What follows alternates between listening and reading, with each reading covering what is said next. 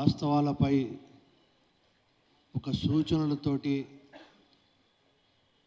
చేసిన తప్పులను ఎత్తి చూయించి విమర్శ చేయడము అనేది రాజకీయాల్లో చాలా అవసరం. కానీ ఈరోజు వాళ్ళు పెట్టిన ప్రెస్ మీట్స్ చూస్తే ఏదోటి మనము నిన్న మాట్లాడిన దానికి డైవర్ట్ చేయడానికో లేకుంటే మేమున్నాము అనిపించుకోవడానికి పెట్టిన ప్రెస్ మీట్లా కనబడుతుంది. కానీ ఒక ఆలోచనతోటో ఒక అవగాహనతోటో ఒక సమస్య పరిష్కార దిశలోనో వాళ్ళు ప్రెస్ మీట్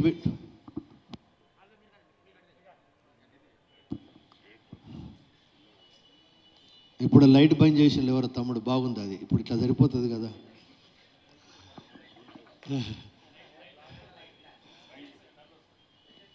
మొత్తం కళ్ళల్లో పడుతుంది ఆ లైట్ వాస్తవంగా. ఓకే, మళ్ళీ మొదలు పెట్టాలా? రెడ్ వచ్చే మొదలే అన్నట్టు. ప్రాబ్లం ఏదో సమస్యను గుర్తించి విమర్శ చేసినట్టు లేదు.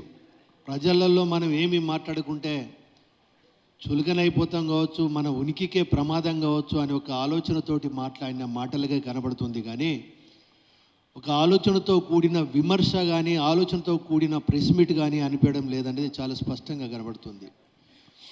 ఒక విద్యా సంస్థలు నడుపుతున్న సోదరుడు కూడా అంటే ఒక అన్ఎడ్యుకేటెడ్ కదా మాట్లాడినట్టు మాట్లాడడం అనేది కూడా ఇక్కడ మనకు చాలా స్పష్టంగా కనబడుతుంది. ఇక దయాకర్ గారి గురించి అయితే మనం పెద్దగా చెప్పవలసిన అవసరం లేదు. ఆయనకు పని తక్కువ ఉంటుంది, మాటలు ఎక్కువ ఉంటాయి. అట్లనే ఆయనకు సబ్జెక్ట్ నాలెడ్జ్ చాలా తక్కువ, తిట్టడం ఎక్కువ ఉంటుంది. ఆయన గురించి మనందరికీ తెలుసు, మన జిల్లా వాళ్ళకు. వాళ్ళు ఒక మాట మాట్లాడుతూ అన్నారు, వాళ్ళు ఉద్యమకారుని గురించి ఇట్లా మాట్లాడడం ఎంత మట్టుకు తగ్గు అన్నాను.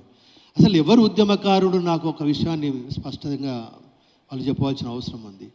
తెలంగాణ సెంటిమెంట్ తోటి తన రాజకీయ పబ్బం గురించి, తన రాజకీయ భవిష్యత్తు గురించి తెలుగుదేశం పార్టీ నుండి మంత్రి పదవి ఇవ్వకుంటే బయటకు వచ్చి ప్రజలలో ఒక సెంటిమెంట్ను అడ్డం పెట్టుకొని రాజకీయం చేసి ఇవాళ ప్రజల భాగస్వామ్యంతో 1200 మంది యువకుల యొక్క బలిదానంతో మరి తల్లి సోనియమ్మ గారు మనసు చెల్లించి ఎన్ని దశాబ్దాల పాటు ఉన్న తెలంగాణ కాంక్షను ప్రజల అభిప్రాయాన్ని గౌరవించి తెలంగాణ ఇచ్చింది సోనియమ్మ గారు. కానీ ఒకటి వాళ్ళు జవాబు చెప్పవలసిన అవసరం ఉంది. అసలు తెలంగాణ బిల్లు పెట్టేటప్పుడు పార్లమెంట్లో ఉన్నాడా చంద్రశేఖరరావు గారు? తాగి ఫామ్ హౌస్లో ఉన్న వ్యక్తి ఇవాళ తెలంగాణ ఉద్యమకారుడు అనడానికి సిగ్గు అనిపిస్తలేదా? వీళ్ళకి అనిపిస్తుంది. ఆయన ఉద్యమకారుడు కాదు. ఒక రకంగా చెప్పాలంటే ఇవాళ ఒక మాటలో చెప్పాలి అని అంటే తెలంగాణ ద్రోహి. నేను ఎందుకు అంటున్నానంటే ఈ మాట చాలా స్పష్టంగా చెప్తున్నాను. నేను దీనికి ఎగ్జాంపుల్ కూడా చెప్తాను మీకు. 16,000 కోట్ల మిగులు బడ్జెట్ తోటి ఇట్లా రాష్ట్రాన్ని రీడిజైన్ పేరుతోటి కాళేశ్వరం ప్రాజెక్టుల పేరుతోటి మిషన్ భగీరథ పేరుతోటి ఈ రాష్ట్రాన్ని అప్పుల పాలు చేసిన మాట వాస్తవం కాదా? మొదలు దానికి జవాబు చెప్పండి మీరు. ఆ జవాబు చెప్పకుండా మీ చేసిన పాపాలను ప్రజలలో ప్రజలు మర్చిపోవాలంటే ఒక రకంగా ప్రజల్ని డైవర్ట్ చేసే దిశలో మీ చేసిన పాపాలను ప్రజల మైండ్లోకి వెళ్ళి తుడిచేసే విధంగా లేనిపోని మాటలతోటి తప్పుడు ప్రచారంతో మీరు అప్పర్ హ్యాండ్ కావాలని ప్రయత్నం చేస్తున్నారు. కానీ ప్రజలు అంత అమాయకులు కాదు. 10 సంవత్సరాల మీ యొక్క కుటుంబ పాలనను, మీ అవినీతి పాలనను, మీరు ఈ రాష్ట్రాన్ని దోసుకు తిన్నది ప్రజలు ఎప్పుడూ మర్చిపోరు అనే విషయాన్ని మీరు గుర్తుపెట్టుకోవాల్సిన అవసరం ఉంది. అందునుంచి నిన్న చాలా స్పష్టంగా అన్నారు గౌరవ ముఖ్యమంత్రి గారు, కూకటి వేళ్లతోటి పెకిలేయడము అని అంటే మేము పెకిలేయడం కాదు, ప్రజలే పెకిలేయడానికి సిద్ధంగా ఉన్నారు. మన పార్లమెంట్ ఎన్నికలు కూడా చాలా స్పష్టంగా చూపించారు. రేపు అసెంబ్లీ ఎన్నికలు ఏ రోజు వచ్చినా కూడా డెఫినెట్గా బీఆర్ఎస్కు 0 మార్కులు రావడం మాత్రం తథ్యమని చెప్పక తప్పదు. రెండోది అంటారు సున్నాలేసి వీళ్ళు ప్రారంభించిళ్ళు అని అంటారు. అసలు కాళోజీ కళాక్షేత్రాన్ని మొత్తం మేము పూర్తి చేస్తే వీళ్ళేదో రిబ్బన్ కట్ చేసిండు అని అంటారు. ఈ వరంగల్ జిల్లా ప్రజలందరికీ తెలుసు. ఇవాళ మనం లెక్కలు చూస్తే కూడా చాలా స్పష్టంగా అర్థమవుతుంది. మొండి గోడలు నిలబెట్టిళ్ళు, వాళ్ళు స్లాబ్లు వేసి వదిలిపెట్టిళ్ళు, చుట్టూ ప్లాస్టింగ్ చేయని గోడలు ఏర్పాటు చేసిండ్రు, పిల్లర్లే టోటల్గా వాళ్ళు ఇచ్చిన పేమెంట్ ఏంటంటే మొత్తం 95 కోట్ల ప్రాజెక్టులో 20 కోట్లు మాత్రం ఇచ్చింది. ఇది వాస్తవం, మేము కూడా ఒప్పుకుంటున్నాం. కానీ వచ్చిన అది ఎప్పుడు ప్రారంభించిందో నాకు తెలిసి 2017 అనుకుంటా,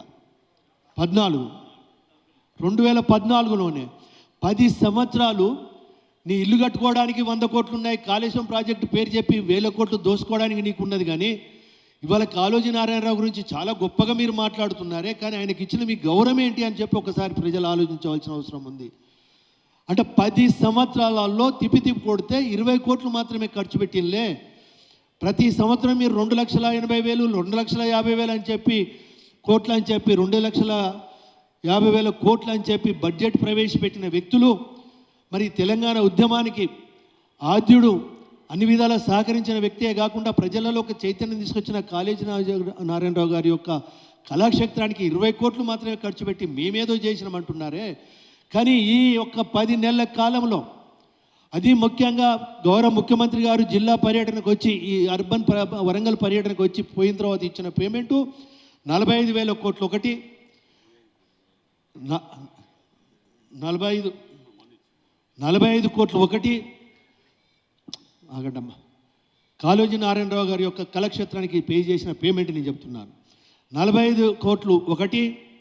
అదేవిధంగా మనం చూస్తే ఇంకా 20 కోట్లు ఉన్నాయి, ఆ 20 కోట్లు కూడా పేమెంట్ చేయడం జరుగుతున్నది. అంటే ఆయన ఇచ్చింది 20 కోట్లు 10 సంవత్సరాలలో, కానీ ఈ యొక్క 6 నెలల్లో ఇచ్చింది 65 కోట్లు. ఇప్పుడు ఎవరు బిల్డింగ్ కంప్లీట్ చేసినట్టు అండి? ఇది వాస్తవం కాదా? ఇన్ రికార్డులో చూపిస్తాం మేము. రెండోది, ఇవాళ వచ్చిన తర్వాత మీరు ఎప్పుడు చూసినా కూడా ఇవాళ మనం గరీబ్ నగర్ మర్చిపోయారా? ఈ టీఆర్ఎస్ నాయకులు ఆడికి వచ్చి ఉన్న ఇళ్లను కూలగొట్టుకోమని చెప్పి, బ్రహ్మాండమైన డబుల్ బెడ్రూమ్లు ఇళ్ళు కట్టిస్తామని చెప్పి, గృహప్రవేశానికి వస్తామని చెప్పి, నాకు దావత్ ఇవ్వాలని చెప్పిన పెద్ద మనిషి మీ నాయకుడు. ఇవాళ గరీబ్ నగర్ పరిస్థితి ఏముందండి? కానీ ఇవాళ ఇదే ముఖ్యమంత్రి గారు రేవంత్ రెడ్డి గారు విత్ జీవోలతోటి 5,500 కోట్ల తోటి వాళ్ళ డెవలప్మెంట్ యాక్టివిటీస్ ఇచ్చారు. జీవోలతో సహా వచ్చినాయి, ఉట్టి ముచ్చట్లు కాదు కదా.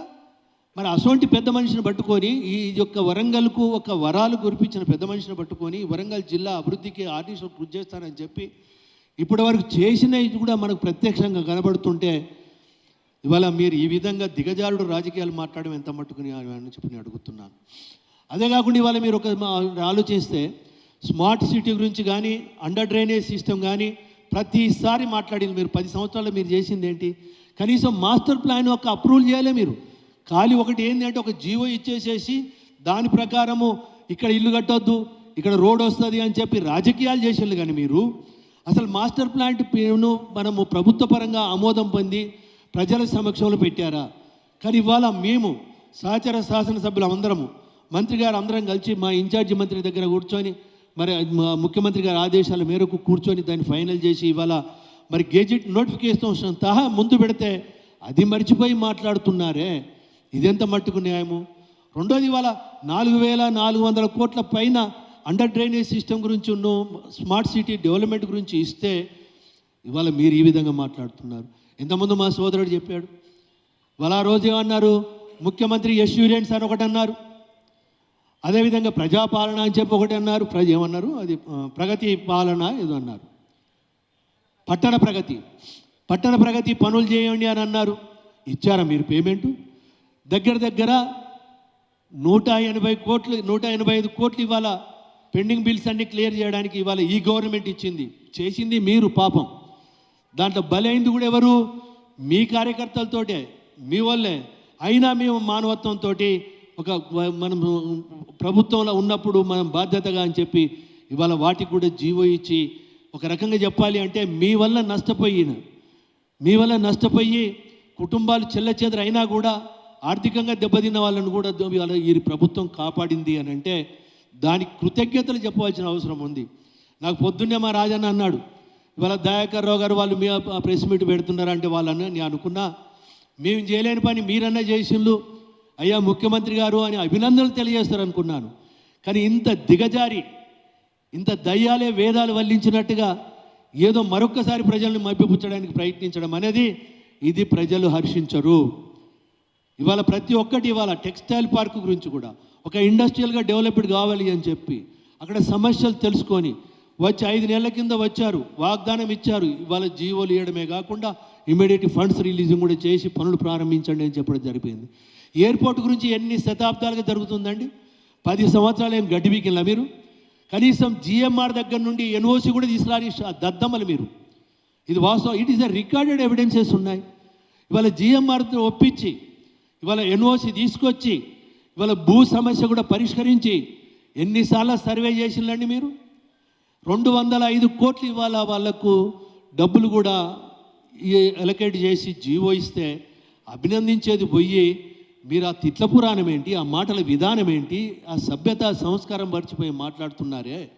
ఇవాళ మీరు అంటున్నారు, అదే ఇవాళ ముఖ్యమంత్రి గారి గురించి మీరు ఎంత దిగజారి మాట్లాడుతున్నారు. ఇవాళ 4 కోట్ల ప్రజలకు ప్రాతినిధ్యం వహిస్తున్న ఈ ప్రభుత్వం అధినేతను ఇవాళ ముఖ్యమంత్రి గారిని మీరు ఎన్ని సందర్భాలలో ఏ విధంగా మాట్లాడినలో ప్రజలు మర్చిపోయారా? కానీ కుక్క కాటుకు చెప్పు దెబ్బ అన్నట్టు జవాబుకు చెప్పక తప్పదు. ఇవాళ ఈ ఇంటిగా జవాబు పత్తర్సే ఈ దేనా అనే సూత్రాన్ని పాటించి చెప్పక తప్పదు. విధి లేని పరిస్థితుల్లో కొన్ని మేము మాట్లాడవలసి వస్తుంది, మాట్లాడతాం కూడా. ఎందుకంటే మీరు నేర్పించిన విద్యే. మీకు కనీసం మంచి మాటలతో చెప్తే మీకు అర్థమైతే లేదు. ఇవాళ డెవలప్మెంట్ చేసి జీవోలు తీసుకొచ్చినా కూడా మీరు కనీసం దాన్ని జీర్ణించుకోలేని దౌర్భాగ్య పరిస్థితిలో ఉన్నారు. అందునుంచి ఒక్కోసారి తప్పదు, కొంచెం సభ్యత తప్పి కూడా మీకు అట్లన్నా బుద్ధి వస్తుందని చెప్తే అట్లా కూడా మీకు బుద్ధి వచ్చే పరిస్థితి కనపడతలేదు. మేము నమ్ముకున్నది ప్రజల్ని. ఇవాళ మీరు మాట్లాడుతున్నారు 6 గ్యారెంటీలు ఏమైనాయి, 6 గ్యారెంటీలు ఏమైనాయి అని చెప్పి. 100% మా బాధ్యత. 11 నెలలు పూర్తయినాయి, 12 నెలలు పడ్డాము మేము. 100% రాష్ట్ర ఆర్థిక పరిస్థితి, మీరు అప్పులు చేసి ప్రతి నెల వడ్డీలు కట్టడానికే మా యొక్క శ్రమంతా పోతుందే. అయినా కూడా ఓర్పుతోటి సహనంతో ఆర్థిక క్రమశిక్షణ పాడుతూ అటు అప్పు చెల్లిస్తున్నాం, ఇటు ఒక్కొక్క స్కీమ్ను పూర్తి చేసుకుంటూ వస్తాం. 100% కరెక్ట్, 100 రోజులలో చేస్తున్నాం. కానీ ఆ రోజు మీరు ఇంత దౌర్భాగ్యంగా ఇంత రాష్ట్రాన్ని అధోగతి పాలు చేసిందని అనుకోలే, ఇంత అప్పుల పాలు చేసిందని అనుకోలేదు. ఇది ఫ్యాక్ట్, మేము ఒప్పుకుంటున్నాం. నిండు శాసనసభలో కూడా రాష్ట్రం యొక్క ఆర్థిక పరిస్థితుల మీద శ్వేతపత్రం కూడా రిలీజ్ చేసినాం, ప్రజల ముందు పెట్టినాం. ప్రజలు ఇవాళ సహకరిస్తున్నారు. ప్రజలు కూడా మేము చెబుతున్నాం, మేము ఇచ్చిన మాట నిలబెట్టుకుంటాం. నిన్న గౌరవ ముఖ్యమంత్రి గారు కూడా చాలా స్పష్టంగా చెప్పారు, 6 గ్యారెంటీలు 100% మేము పూర్తి చేస్తాం. ఆర్థిక పరిస్థితిని బట్టి కొంత వెనుక ముందు అవుతుంది అని అన్నారు. కానీ మీరు ఇచ్చిన వాగ్దానాలు ఒకటైనా నెరవేర్చారా? దమ్ముంటే ఇవాళ ప్రజల ముందు చెప్పండి. డబుల్ బెడ్రూమ్ ఇల్లు కట్టారా? ఇంటికో ఉద్యోగం ఇచ్చారా? రైతులకు ఇచ్చిన వాగ్దానాలు నెరవేర్చారా? రైతు రుణమాఫీ మీరు ఎట్లా చేసిన, కనీసం వడ్డీకి సరిపోలేదు. ఇవన్నీ మర్చిపోతారు. నిరుద్యోగ వృత్తి ఇస్తామన్నారు, ఇచ్చారా? ఇవన్నీ ఇవ్వకుండా మీరు మాట్లాడే నైతిక హక్కు ఎక్కడిది మీకు? ఇవాళ 100% ఇచ్చిన ప్రతి ఒక్క 6 గ్యారెంటీల్లో ప్రతి ఒక్కటి కూడా మేము నెరవేరుస్తాం, దాంట్లో ఏం అనుమానం లేదు.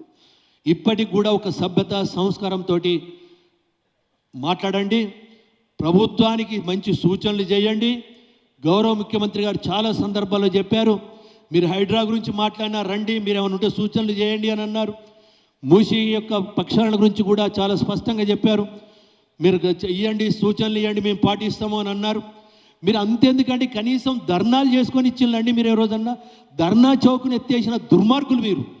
ఉద్యమంతో వచ్చిన తెలంగాణలో ధర్నా చౌక్ను ఎత్తేసిన దుర్మార్గులు మీరు.